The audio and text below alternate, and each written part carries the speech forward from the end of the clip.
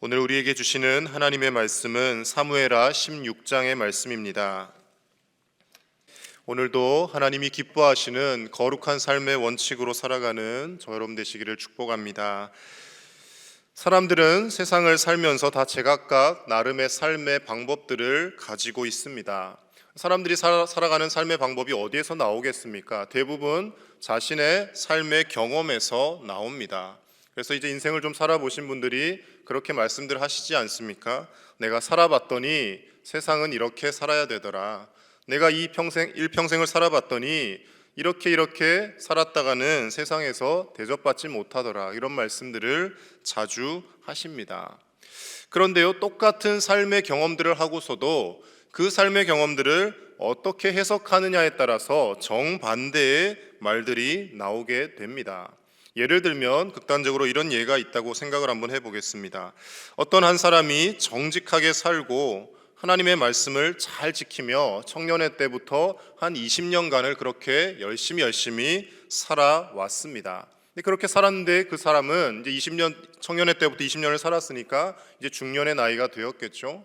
그런데 큰 부자가 되지 못하고 그냥 평범하게 하루하루를 살아가고 있습니다. 자, 이러한 삶을 놓고 두 가지 방법으로 자신의 삶을 해석할 수가 있습니다.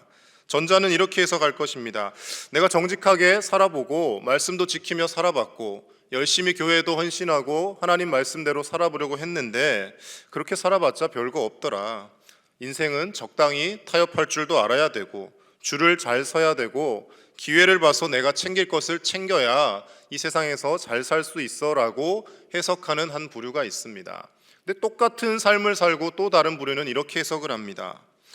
20년을 정직하게 하나님 말씀 가운데 살았더니 내가 비록 큰 부자는 되지 못했지만 하나님께서 이 어려움 가운데서도 오늘날까지 나를 지켜주시고 이렇게 하루하루 호흡하며 살게 하셨다라고 해석하는 사람도 있더라는 것입니다. 여러분, 우리의 삶을 어떻게 해석하며 어떤 삶의 경험들을 우리의 후대에 이야기해주고 싶으십니까?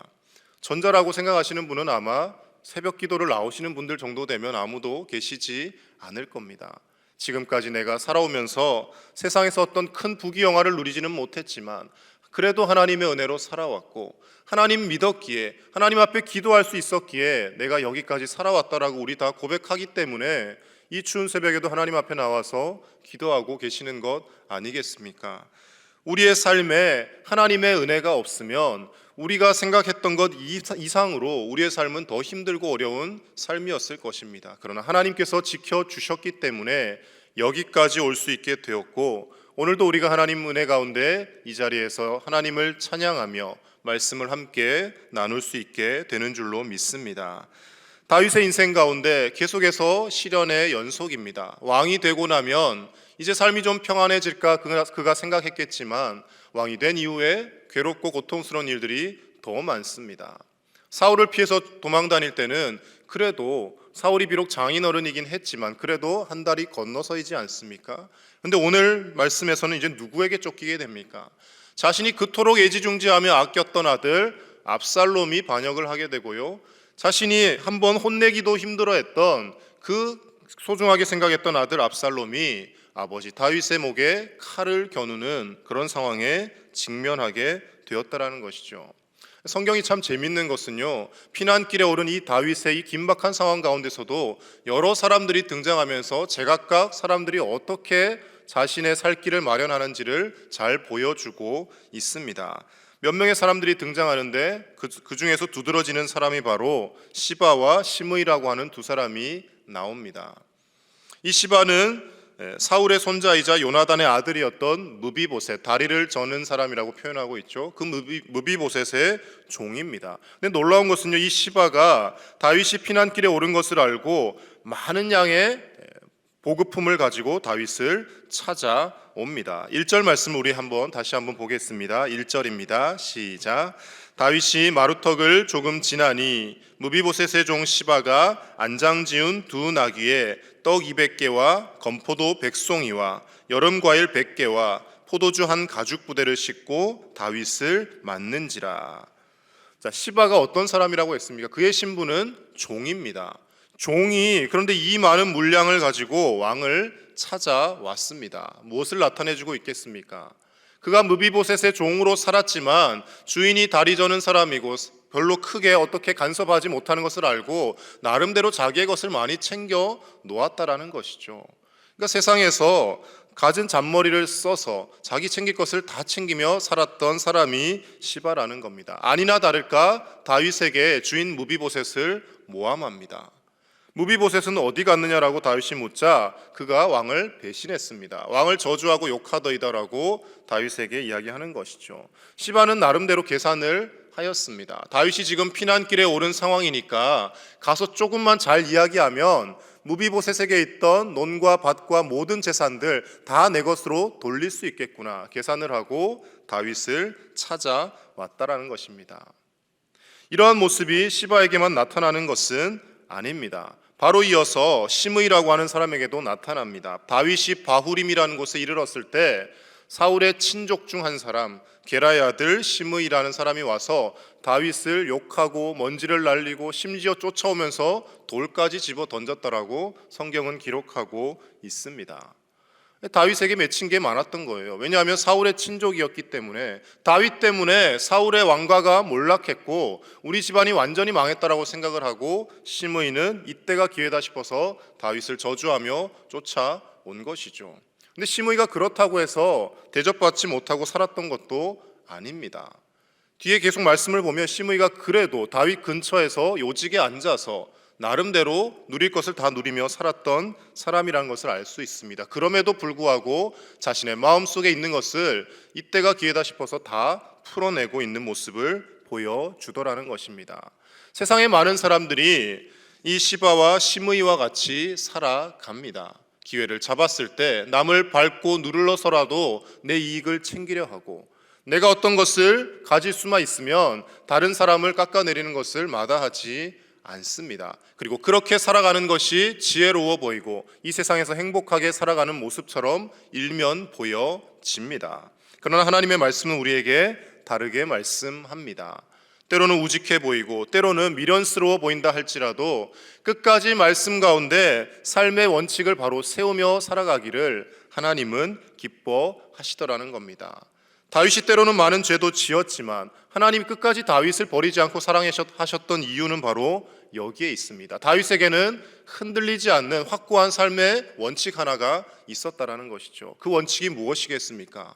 어떠한 상황 가운데서도 하나님이 지켜보고 계신다라는 그 삶의 원칙과 신념이 다윗에게 있었다라는 것입니다. 삶이 힘들고 고달프다 보면 우리가 하나님을 잊어버리게 됩니다. 하나님이 보이지 않고 내 힘든 삶의 상황들만 보여집니다. 열심히 인생을 살았는데 왜 이렇게 힘이 든 것일까? 왜 이렇게 인생이 조금도 나아지지 않는 것처럼 보일까? 자녀 손들을 위해 열심히 기도했는데 대체 내 기도가 하나님의 귀에 들리기는 한 걸까라는 생각들을 하게 되지 않습니까? 그러나 분명한 것은 하나님이 지금도 살아 역사하고 계시고 하나님께서 우리 인류의 모든 살아가는 모습들을 똑똑히 지켜보고 계신다라는 것입니다. 하나님이 보시지 않으면 오늘도 지구가 이렇게 정해진 법칙에 따라서 자전과 공전을 할 수가 없습니다. 하나님이 태양을 지구 쪽으로 단 몇백 미터만 당기신다면 지구는 다 불타서 없어지고 말 것입니다. 하나님이 일하고 계시기 때문에 오늘도 우리가 살아가고 있다라는 것입니다. 오늘 다윗의 모습을 통하여서 우리가 어떤 삶의 원칙을 세우며 사는 것이 하나님이 기뻐하시는 인생인지 몇 가지만 우리 함께 나눠보도록 하겠습니다. 먼저 첫 번째로는 모든 사건을 하나님의 관점에서 해석하는 삶의 원칙이 필요합니다. 자신을 저주하며 쫓아오는 시므이를 다윗과 그의 부하들이 바라보게 됩니다. 다윗의 충직한 부하였던 아비새가 왕이시여 우리가 피난을 갈 때 가더라도 저 녀석은 목을 베고 갑시다라고 제안을 합니다. 그때 다윗이 아비새에게 이렇게 이야기합니다. 우리 10절과 11절 말씀 같이 보겠습니다. 시작. 왕이 이르되 스루야의 아들들아 내가 너희와 무슨 상관이 있느냐? 그가 저주하는 것은 여호와께서 그에게 다윗을 저주하라 하심이니 내가 어찌 그리하였느냐 할 자가 누구겠느냐 하고 또 다윗이 아비새와 모든 신하들에게 이르되 내 몸에서 난 아들도 내 생명을 해하려 하거든 하물며 이 베냐민 사람이랴 여호와께서 그에게 명령하신 것이니 그가 저주하게 버려두라. 아멘. 다윗은 지금 자신을 욕하는 시므이를 바라보며 이 사건을 어떻게 해석하고 있습니까? 시므이가 되어먹지 못한 사람이라서 나를 욕하고 있구나가 아니라 시므이의 입을 통해서 하나님께서 내게 말씀하고 계신다라고 모든 것을 하나님의 관점으로 해석하고 있더라는 것입니다. 참 하기 어려운 행동이죠. 누군가 나를 비방하고 나에게 싫은 소리 하는 사람이 있으면 우리는 대번에 아니 저 사람이 어떻게 나한테 저럴 수가 있지? 내가 어떻게 대했는데 내가 무슨 잘못을 했다고 나를 이렇게 욕하지라고 반응하지 않습니까? 그런데 다윗은 그러한 불합리한 상황조차도 하나님이 이 상황을 허락하셨기 때문에 내게 일어난다라고 해석을 하고 있더라는 것입니다. 다윗의 해석이 참으로 놀랍습니다. 만약 하나님이 그 일을 막으셨다면 시므이가 아무리 욕을 하고 싶어도 욕할 수 없게 되는 것이고요, 하나님께서 압살롬의 반역 사건도 막으셨다면 그 사건조차 일어나지 않습니다. 물론 인간의 탐심과 죄악으로 인하여서 이런 일련의 잘못된 사건들이 일어나지만 그것조차도 하나님께서 허용하셨기 때문에 일어난다라는 겁니다. 그 과정 가운데서 하나님은 다윗을 더 깎으시고 만들어 가시는 것이죠. 다윗이 하나님의 은혜로 왕위에 올랐습니다. 이제 모든 것을 다 이룬 것 같았을 때 그는 우리아의 아내 밧세바를 범하게 되지 않습니까? 그러면서 이제 압살롬의 반역까지 일어나게 되고 하나님이 다윗에게 무엇을 알게 하기를 원하십니까? 아무리 왕이 되어봤자, 아무리 의롭다고 스스로 생각해봤자 너는 인간일 뿐이다. 하나님 의지하지 않으면, 하나님 붙잡지 않으면 한순간에 타락하고 넘어지는 것이 인간이다. 끝까지 하나님 붙잡으라는 것을 다윗에게 심어주고 있는 것입니다. 근데 놀라운 것은 다윗이 그 하나님의 마음을 읽고 있다는 것이죠.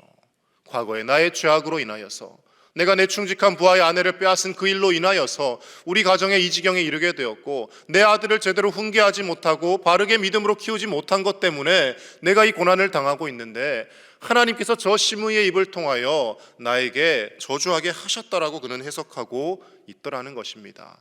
그렇게 해석하는 반면 다윗의 마음에 또 어떤 믿음이 있었겠습니까?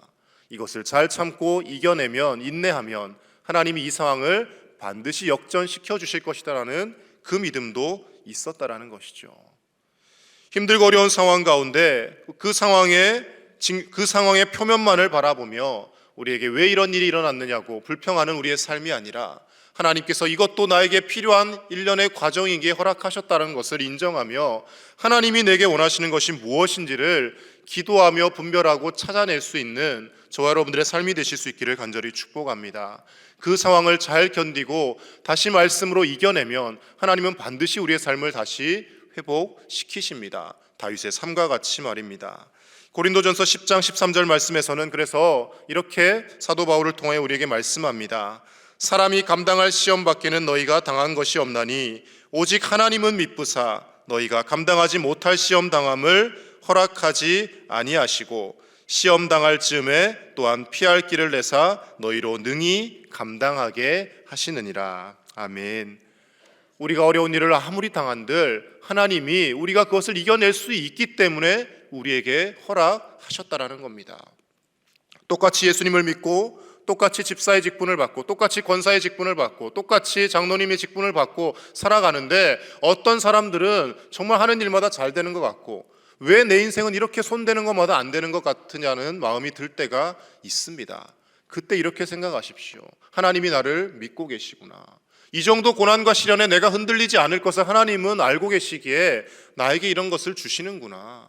하나님이 그만큼 나를 신뢰하고 계시구나라고 해석하시며 이 일도 반드시 해결할 힘과 능력을 하나님께서 주실 것이라는 믿음으로 세상을 이기며 모든 시련과 문제들을 이기며 나아가는 저와 여러분들의 삶이 되실 수 있기를 간절히 축복합니다. 두 번째로 하나님의 뜻대로 인내하는 자에게 하나님이 반드시 선으로 갚으신다는 그 믿음이 다윗에게는 있었습니다. 우리 12절 말씀 같이 보겠습니다. 12절입니다. 시작. 혹시 여호와께서 나의 원통함을 감찰하시리니 오늘 그 저주 때문에 여호와께서 선으로 내게 갚아 주시리라 하고. 아멘. 하나님께서 이 모든 불합리한 상황 가운데서도 묵묵히 인내하며 하나님의 뜻을 헤아리면 반드시 나에게 선으로 갚아주시리라 하는 믿음이 다윗에게 있었습니다. 다윗의 이 믿음과 신념이 삶의 원칙이 어디에서 나왔겠습니까? 그가 사울의 폭정으로부터 도망친 전력이 있기 때문입니다. 한 나라의 왕이었던 사울을 피해서도 내가 이렇게 살아남았는데, 그리고 심지어 나는 그 사울을 죽일 기회가 번번이 있었지만 하나님의 말씀에 의거하여서 하나님이 기름 부어 세우신 왕을 죽이지 않고 살았더니 하나님께서 결국 나를 왕으로 세워주셨다라는 그 삶의 경험과 해석들이 있었기 때문에 오늘의 이 고통도 잘 견디면, 비록 내 아들이 내 목에 칼을 겨눈 상황이지만 하나님께서 손으로 갚아 주실 것이라는 그 믿음이 확고히 다윗에게 있었다라는 것입니다. 사랑하는 우리 제1의 가족 여러분, 우리의 인생을 돌아보면 하나님의 은혜가 아니고서는 해결되지 못했을 것 같은 사건들이 분명히 있습니다. 적게는 한두 번에서 많게는 수십 수백 번의 사건들이 있을 것입니다. 우리는 그 사건들을 경험하고 나서도 언제 그랬냐는 듯이 그것을 다 잊어버립니다. 하나님께서 해결해 주셨다라는 경험이 있으면 앞으로도 어려움 가운데 하나님이 지키실 것이다, 선하게 갚으실 것이라는 믿음이 계속 작용되어야 하는데 그것이 작용되지 않을 때가 많더라는 것입니다. 그 믿음을 갖기 위해서 우리가 해야 하는 것이 무엇입니까? 바로 기도라는 것이죠. 내 소원을 들어주십시오, 하나님 내가 원하는 것 다 들어주셔야 됩니다라고 기도하는 것이 아니라 하나님을 신뢰하는 법칙을 깨지 않게 하여 주옵소서, 끝까지 하나님 붙들며 의지하는 우리가 되게 해달라고 우리는 하나님 앞에 매달리며 간절히 기도해야 할 줄로 믿습니다. 마지막 세 번째로, 아무리 사람의 뛰어난 지혜도 하나님이 막으시면 무용지물이라는 것을 오늘 말씀을 통해 우리가 볼 수가 있습니다. 다윗의 주변에서 책략가, 전략가로 살았던 두 사람이 있습니다. 후세와 아히도벨입니다. 근데 두 사람 중에 아히도벨이 훨씬 더 뛰어난 사람이었던 것 같습니다. 말씀이 어떻게 기록하냐면요, 23절 말씀에 아히도벨의 지혜에 대해서 이렇게 이야기합니다. 우리 마지막 23절 같이 보겠습니다. 시작. 그때 아히도벨이 베푸는 계략은 사람이 하나님께 물어서 받은 말씀과 같은 것이라. 아히도벨의 모든 계략은 다윗에게나 압살롬에게나 그와 같이 여겨졌더라. 아멘. 아히도벨의 지혜가 얼마나 뛰어났냐면 사람이 하나님께 물어서 받은 것과 같다, 하나님이 직접 전달해 주신 계시와 같이 뛰어난 지혜와 책략을 아히도벨이 가지고 있었다라는 거예요. 그래서 이 아히도벨만 손에 넣으면 전쟁의 반 이상은 이기고 가는 것이라고 생각을 했을 겁니다. 근데 이 아히도벨이 누구에게 줄을 섭니까? 압살롬에게 줄을 서게 됩니다. 반면에 후세는 다윗의 친구라고 소개하고 있습니다. 끝까지 친구인 버신 다윗을 따라서 가려고 합니다. 근데 다윗이 돌아가라고 하죠. 가서 위장 전입을 해서 거기에서 어떤 일이 일어나는지 나에게 알려다오라고 후세에게 부탁을 하고 후세가 이중첩자의 노릇을 하게 됩니다. 아히도벨을 손에 넣은 압살롬이 누가 봐도 승승장구하고 이제 다윗을 죽이고 새로운 왕으로 살아갈 것 같았습니다. 그러나 결과는 어떻게 이어집니까? 아히도벨이 좋은 책략을 내었지만 다윗이 심어놓은 후세에 의해서 그 책략이 압살롬에 의해서 채택되지 않습니다. 아히도벨은 다윗이 전열을 정비하기 전에 빨리 쫓아가서 죽여버리면 우리가 모든 것을 다 빼앗고 승리할 수 있습니다라고 책략을 내었고, 후세는 정반대 이야기를 합니다. 다윗은 용맹스러운 용사기 때문에 병사를 더 모으고 완벽하게 준비해서 다윗을 쫓아가야 이길 수 있습니다라고 후세가 일부러 거짓 책략을 내는 것이죠. 하나님이 후세의 책략을 책정되게 하십니다. 인간이 아무리 지혜롭다 한들 하나님께서 그것을 막으시면 그 지혜가 성사되지 못합니다. 지혜로운 것은 좋은 것입니다. 지혜가 있고 지식이 있는 것은 세상을 살아가는 데 유용합니다. 그러나 중요하게 우리가 기억해야 할 것은 그 모든 것이 하나님 안에 있을 때 필요가 있는 것이고, 하나님이 그것을 이루어지게 하셨을 때 그 지혜와 지식들이 세상에서 펼쳐질 수 있다라는 것입니다.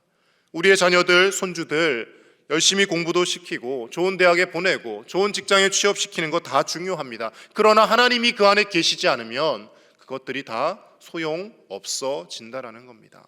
세상에서 아무리 많은 것을 누리고 쌓아놓은들 뭐 하겠습니까? 결국 하나님 앞에 갈 때 우리가 가지고 갈 수 있는 것은 예수 그리스도를 믿는 믿음 하나입니다. 내가 얼마나 하나님 앞에서 헌신하며 충성되이 살아왔느냐, 하나님 그것을 보십니다. 우리의 기도와 우리의 충성과 헌신을 보시지 세상에서 누렸던 우리의 부귀영화를 보시지 않는다라는 것입니다. 길어진 코로나와 여러 가지 세상의 어려움 가운데 우리는 계속 팍팍한 삶을 살아가고 있습니다. 그 가운데서 세상은 끊임없이 우리에게 유혹합니다. 세상의 법칙에 따라야 하고 세상의 경제 논리에 따라야지만이 이 세상을 살아낼 수 있다라고 우리를 속입니다. 그러나 사랑하는 우리 제1의 가족 여러분, 그것에 속지 마시고 하나님의 말씀으로 우리의 거룩한 삶의 원칙을 세워나가시며 하나님께서 축복하는 인생이야말로 결국 승리하는 인생이 됨을 믿음으로 받아들이시고 그러한 은혜로운 삶을 살아가는 저와 여러분들의 삶이 되시기를 간절히 축복합니다. 오늘 이 새벽 기도하실 때 우리가 모든 사건을 하나님의 관점으로 해석하게 하여 주시고 내 삶에서 일어나는 고난조차도 하나님께서 내게 주셨음을 인정하며 이 모든 것을 이겨낼 감당할 힘을 달라고 하나님 앞에 기도하는 저와 여러분 되시기를 간절히 축복합니다. 우리 함께 기도하겠습니다.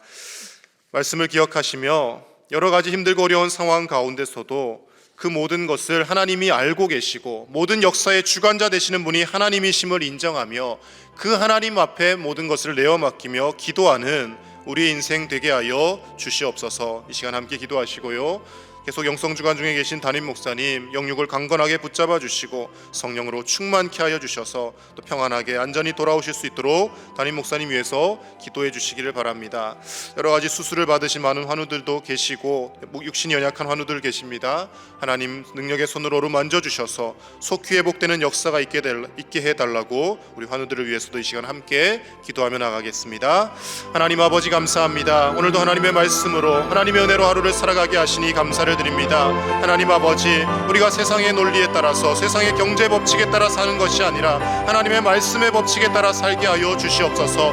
모든 내 삶에서 일어나는 사건들 가운데 하나님께서 그 모든 것을 보고 계시고 하나님이 알고 계시며 하나님께서 선하게 갚아주실 것을 믿고 끝까지 믿음으로 승리하는 우리의 인생 되게 하여 주시옵소서. 하나님, 삶이 피곤하고 팍팍하다고 하여서 하나님과 멀어지지 않게 하여 주시고 세상 사람들이 살아가는 바람에 나는 겨와 같은 인생 되지 않게 하여 주시옵소서. 말씀을 묵상하며 말씀을 주야로 지키며 하나님 안에서 하나님의 뜻을 이루어가는 것이 우리 삶의 큰 기쁨이 되어지게 하여 주시옵소서. 다윗과 같이 때로는 크고 작은 시련과 고난 앞에서 하나님이 일하고 계심을 믿고 끝까지 인내하는 우리의 인생 되어지게 하여 주시고 하나님께서 여기까지 우리를 인도하셨음을 고백하며 에베네셀의 하나님을 찬양하며 나아가는 우리의 삶이 될 수 있도록 주여 인도하여 주시옵소서. 때로는 눈물 날 일 많고 한숨 쉴 일 많이 있지만 하나님 아버지, 그 모든 상황 가운데서 하나님께서 우리의 신음소리와 우리의 눈물과 우리의 한숨을 다 듣고 계시는 줄로 믿습니다. 하나님 앞에 눈물을 흘려 기도할 때 하나님 들어 응답하여 주시고 하나님께서 주시는 놀라운 응답들이 날마다 우리 삶 가운데 넘쳐나게 하여 주시옵소서. 영성중간 중에 계신 담임 목사님 영육을 강건하게 붙잡아 주시고 성령으로 충만케 하여 주시며 하나님의 지혜로 채우시고 하나님의 사랑으로 채우시고 하나님이 주시는 마음을 가지고 평안히 돌아오실 수 있도록 주여 함께하여 주시옵소서. 연약한 육신으로 마음으로 고통받는 환우들을 기억하여 주시고 하나님 아버지, 오늘도 눈물을 흘려 병석에서 간절히 기도하오니 하나님 고쳐주시고 어루만져 주시고 주님의 손길로 덮어 주시옵소서. 우리 주 예수 그리스도의 보혈이 닿는 곳마다 치유가 일어나게 하시고 놀라운 회복의 역사가 일어날 수 있도록 하나님 도와주시옵소서. 아버지, 하나님 아버지, 우리가 하나님을 섬기고 예수 그리스도의 은혜로 구원받은 삶을 살아가지만 여전히 이 세상 속에서는 한숨 쉴 일 많고 눈물 날 일이 많이 있음을 고백합니다. 그러나 하나님께서 우리를 버리신 것이 아니라 그 모든 상황 가운데서도 하나님이 일하고 계시고 인내하며 하나님의 말씀 가운데 살아갈 때 하나님께서 우리를 반드시 회복시켜 주실 것을 믿습니다. 그 믿음 가지고 오늘도 하나님 앞에 나아왔사오니 하나님 우리의 기도에 응답하여 주시고 하나님이 채워주시는 삶의 놀라운 복과 은혜가 이 기도의 자리에서 예배의 자리에서 날마다 임하게 하여 주시옵소서. 삶이 힘들고 피곤하다고 하여서 세상 사람들이 살아가는 바람에 나는 겨와 같은 인생으로 살지 않게 하여 주시고 하나님의 말씀을 묵상하며 그 말씀을 주야로 실행하며 하나님 안에서 많은 열매를 맺으며 살아가는 우리 모든 제1의 가족들이 될 수 있도록 은혜를 더하여 주시옵소서.